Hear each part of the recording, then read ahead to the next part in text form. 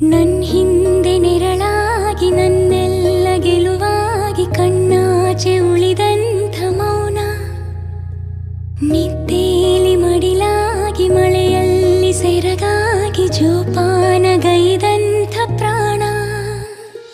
ಅಮ್ಮ ಧರಿಗಿಳಿದಿರೋ ಮೂರುತಿ, ಅಮ್ಮ ಸ್ವರ ಬಡಿತದ ಸಾರಥಿ.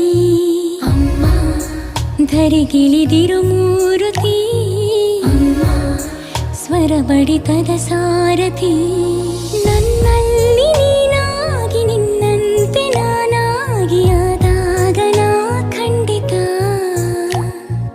ಅಮ್ಮ ಆ ಜನುಮವಿ ಪಾವನ. ಅಮ್ಮ ನನ್ನಯ ಚೇತನ.